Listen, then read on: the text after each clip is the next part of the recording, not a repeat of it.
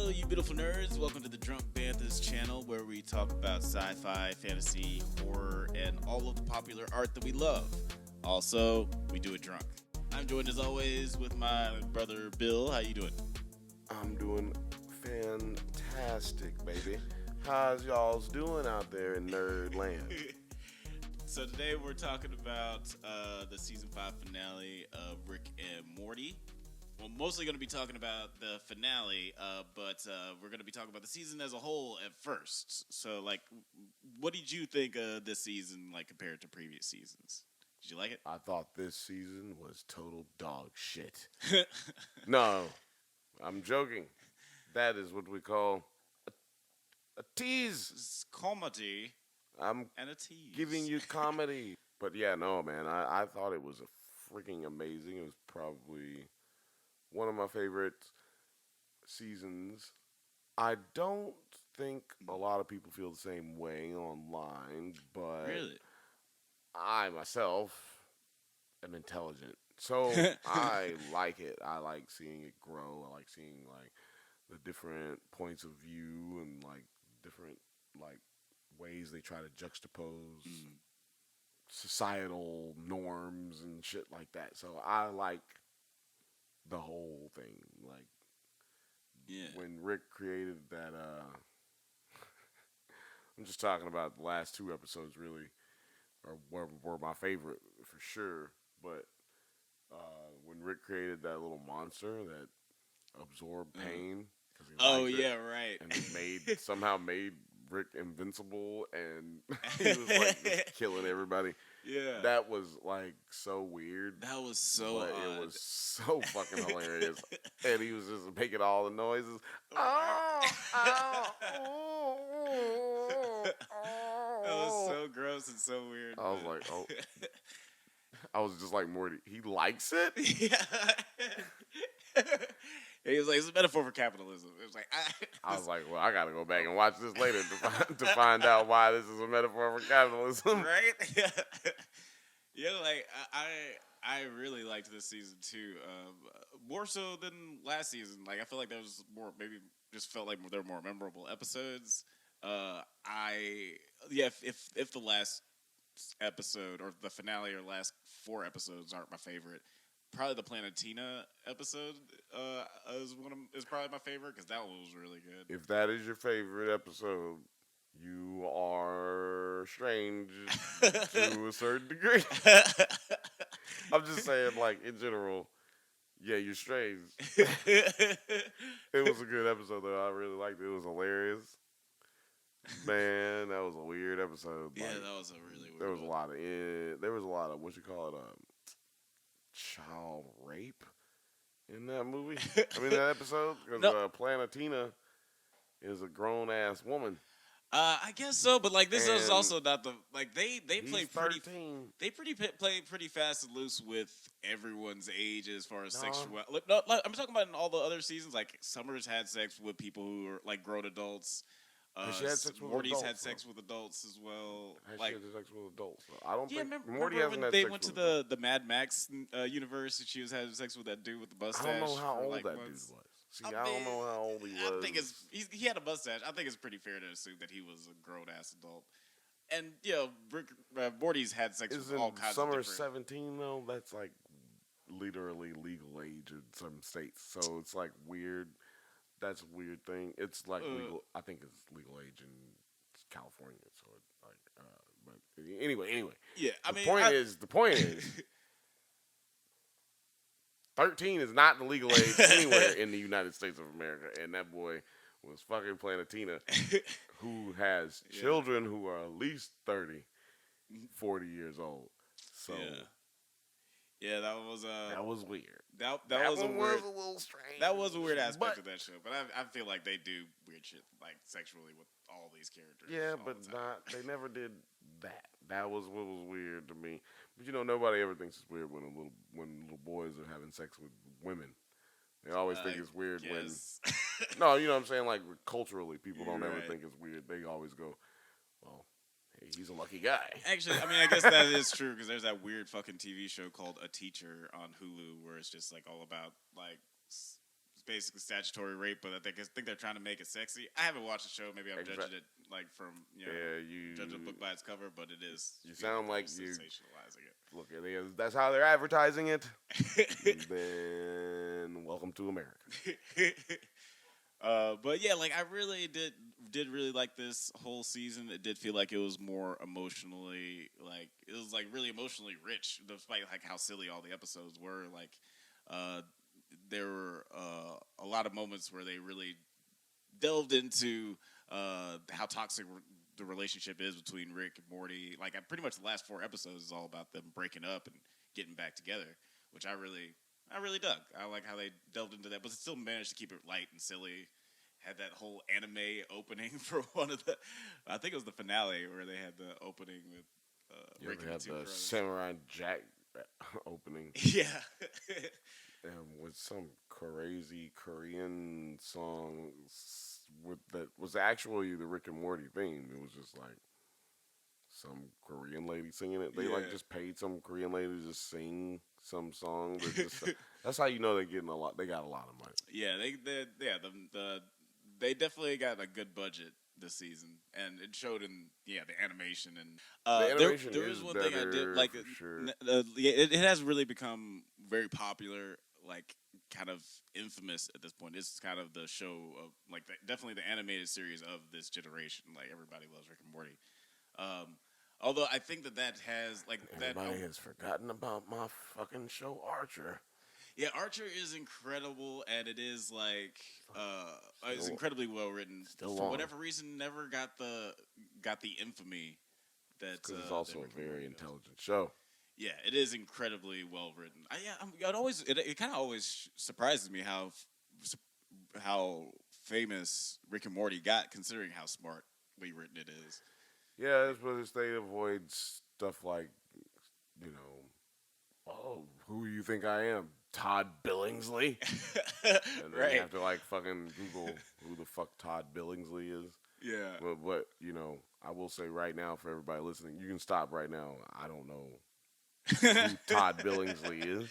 If you find him, that's who Todd Billingsley is. If you Google it, that's who he is. But I didn't know who he was. I didn't know he was a person. I just made it up.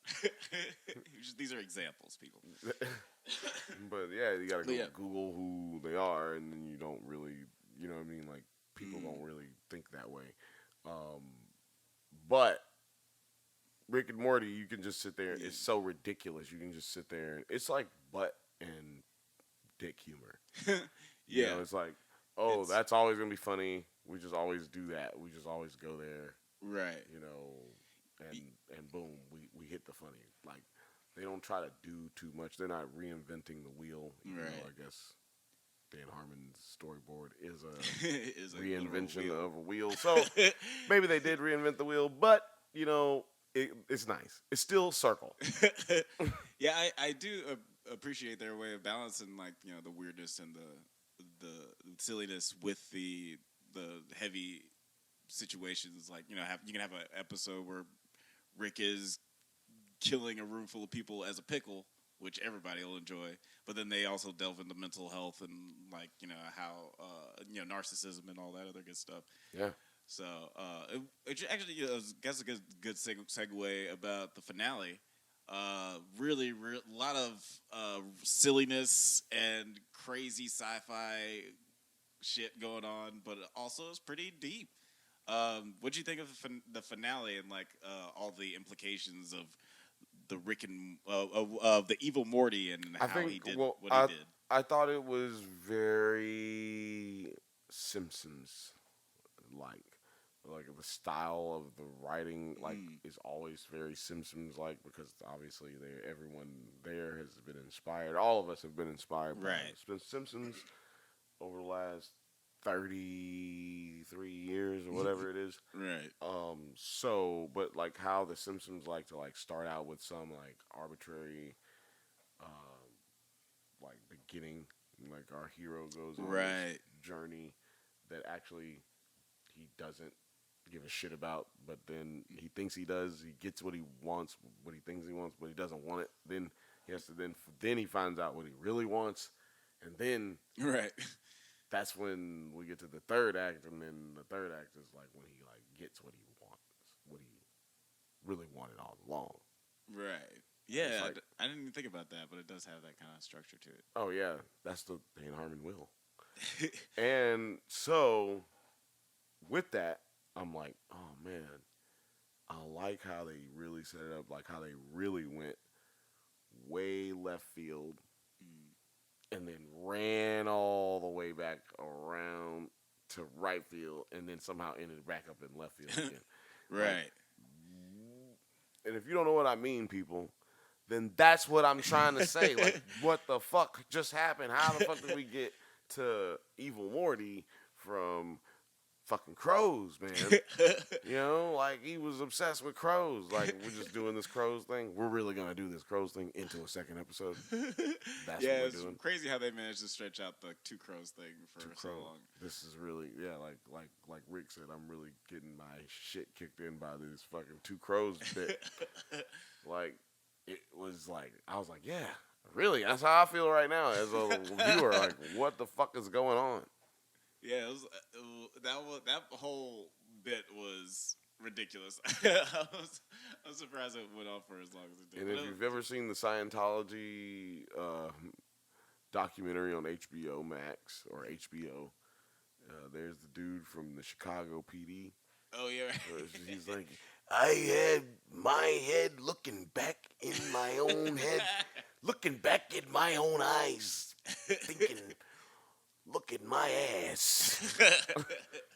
Like, good God, what the Jesus. fuck? That's how I felt. That's how I felt when I was like looking for a meme or a Yeah. GIF that had that, so I could do that. But it's nowhere. I'm the only one. We're the only ones who appreciated that. I feel like yeah.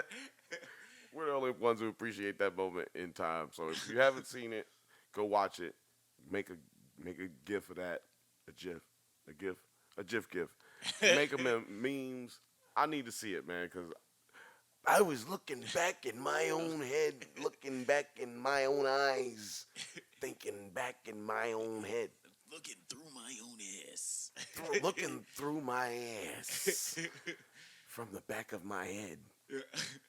I do appreciate how they really stretched out this whole Evil Morty story, because it seems like, you know, the first season they hinted at it, then we don't get another hint of Evil Morty till I think the third season. Excelsior!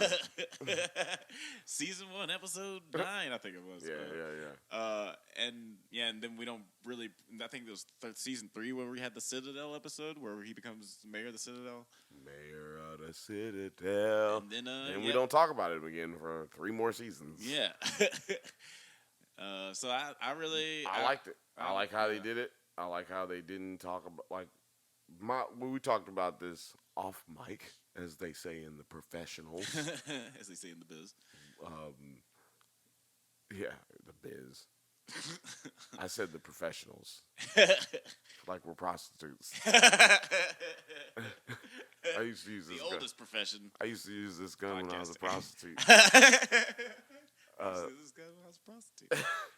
So, I almost forgot what I was talking about, but luckily we were talking about this off mic. See, so now I remember that I have heard a lot on the interwebs that people are afraid that Rick and Morty will change how they write and make it more of an interconnected, like, storyline, canonized television show, as opposed to its like quirky, jerky nature of just making random episodes that fit this broad spectrum of television. Well, that'd be interesting if they decided to go that way. Like they are little threads. They don't. It's not as continuous. Like like we mentioned, it's not like episode to episode or even season to season. They skip seasons where they decide to tie stuff together. But so it would be interesting if they decide to make it a season by season thing. I think it would lose a little something if they do decide to make it episode by episode, because I think the little fun standalone episodes like Lawnmower Dog are really great, and I think it would lose a little something if you decide to just make it all very Right. continuous. I agree, and I think it's gonna not. I don't think it's gonna change. I think what they've done is now this is just what we call prediction time. Prediction time. Prediction time. I might put an effect on that. I don't know. If I didn't put an effect on it, then just imagine it sounding very like crazy. Prediction time. And fucking echoes and shit. Just picture that, and then Just picture that in your mind. picture that in your mind. Okay. So I'm predicting that the next, excuse me, I'm predicting that episode 10 is setting up episode 1 of the next season to be like this crazy episode, maybe even 2-part episode. Like we release 2 episodes in one day for streaming purposes and for like being on 1 hour block of television, and we fucking kill this fucking evil Morty idea, and we get back to just doing random shit.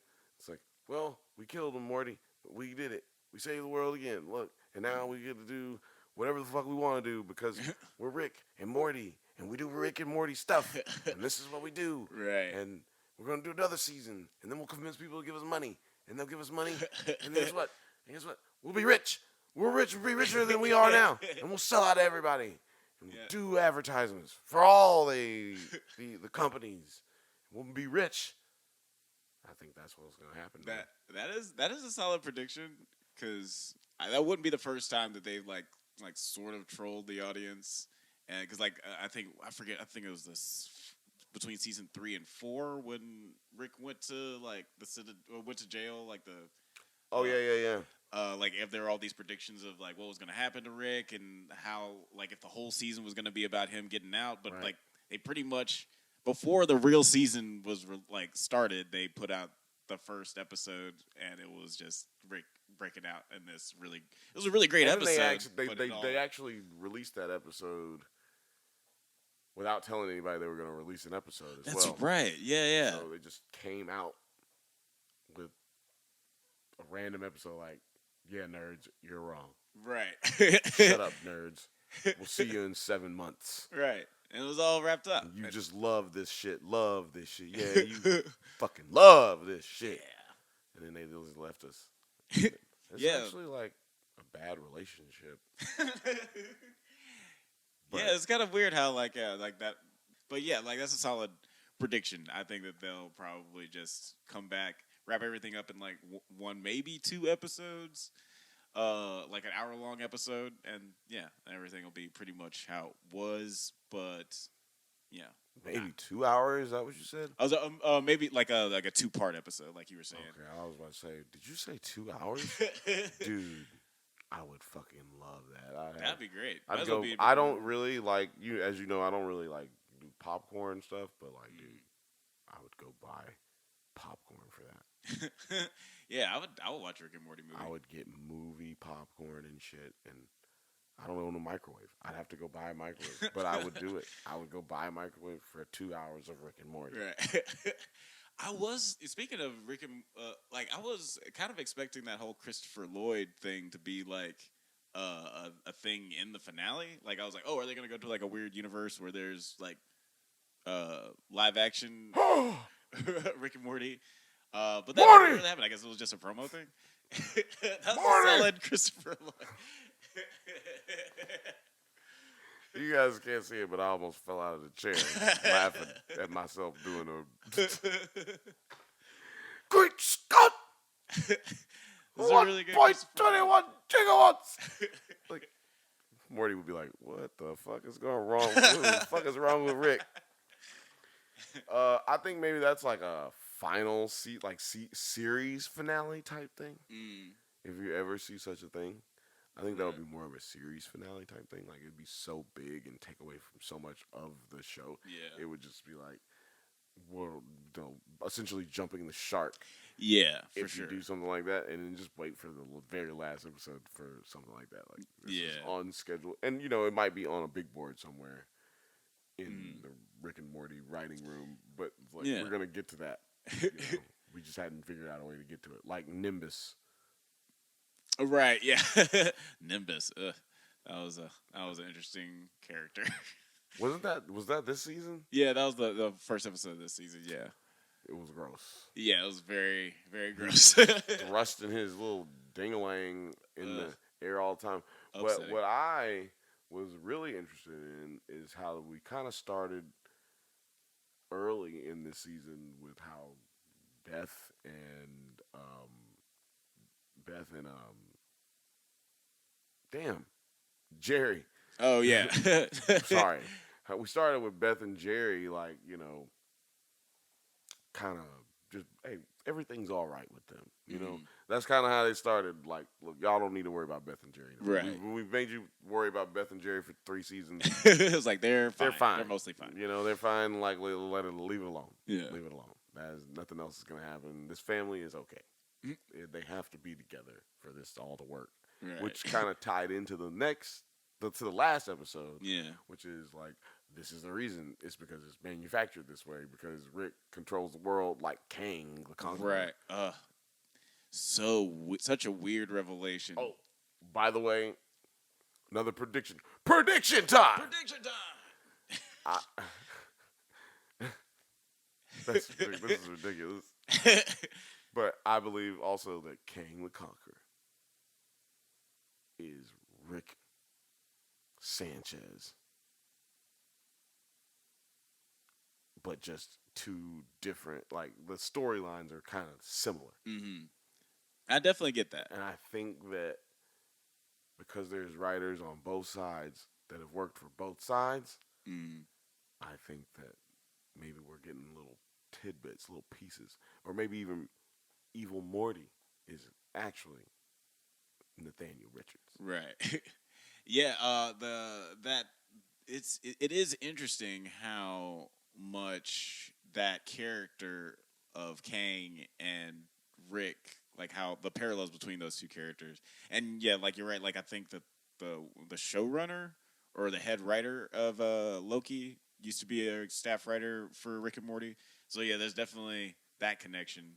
And I even remember the character Angstrom Levy, which is essentially is an evil Rick Sanchez, does have like a lot of powers like that, and like since Invincible draws a lot of inspiration from comic books, I'm sure that Angstrom Levy is inspired by Kang.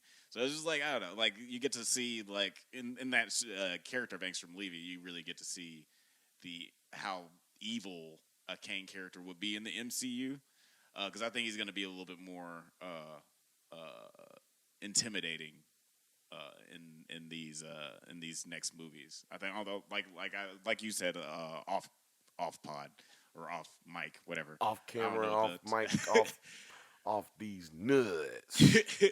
I do think he is going to be like a more formidable character. Please don't stand on my nuts. don't get on those.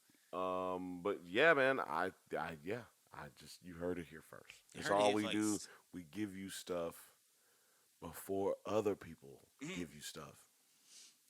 One thing I will say that I did not like, that kind of annoyed me. I mean, you can tell me if this annoyed you or not, or if it bothers you or not when this happens in the show.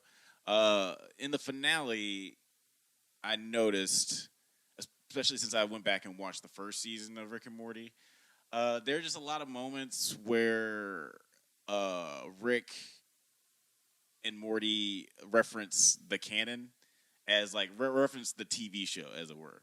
And he did that a lot in the finale, and it was just a little bit annoying for me, just because like there were moments where I was trying to get like emotionally invested in the whole evil Morty storyline, and pretty much every time that would happen, Rick would just like say, "Hey man, calm down. It's just a TV show." It's like, but that's why. Yeah, to your point, that's why I believe that they're just gonna dead this whole thing at the beginning of the next season. Kind of just like, okay, we gotta fucking cool this fool out. Find evil Morty, right? Which we kind of find out is just a Morty.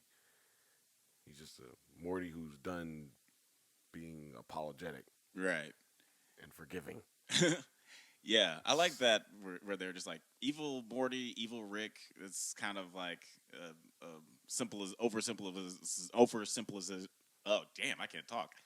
It's way too simple It's of a an way. oversimplification. Yeah, oversimplification of these characters because yeah, like there's a lot of things that led up to them making these decisions. Indeed. Oversimplification. That's what you said. Right. yeah. yeah. Yeah, that's how it's pronounced, right? Oversimplification. I thought you were singing Amigos song. How about the Oversimplification. I was okay. sorry. What did you think of Rick's like the whole? We get the full backstory of Rick Sanchez, like in the whole little flashback. What did you think of us finally getting to see? What led I up to this thought that I think that they just found some stuff on the internet and read it and was like, yeah, that sounds about right. film? Sounds about right. I'm gonna go with that. right. And then they just storyboarded some shit Mm. from the internet. I don't think they really took a lot of effort and put it into that because the internet has like theorized very heavily as to what has happened to Rick Sanchez's Right. wife and previous family. Is he with his real family? Is this his original Beth? Is this his original Morty? Right. Did his original Morty die in the intro where we see him jump into a portal and then he just leaves him behind and he clearly doesn't get back? Right. Or is that evil Morty? Right. Is that the evil Morty who left and he was left by his other Rick, which isn't the Rick C-128 or whatever the Yeah. fuck he is? I forget which one it is. Yeah. But anyway, there's all these nerd thoughts, all you nerds me making me fucking read y'all shit because y'all are so nerdy and y'all always want to come up with some theories that bleed into my feed. Well, let me Yeah, tell but- you something, nerds.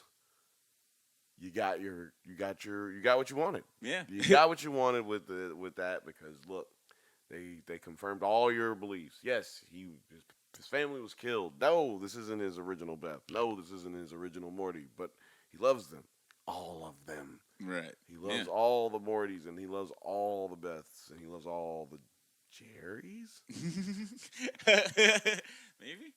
Maybe, but don't forget he loves the Summers too. And guess what my theory is? So you better What's be that? worried about what made him pick that Beth. Mm. Because he went and he had a family with another family. He went and raised and was a part of a life, or was he, of a whole nother Beth?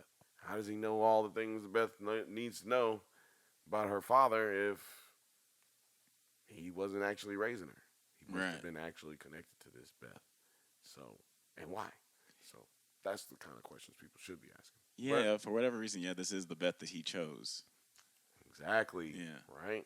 And I would say that she's the Bethest Beth. Yeah, if he's the Rickest Rick, he would be looking for the Bethest Beth. You know, it goes without saying. If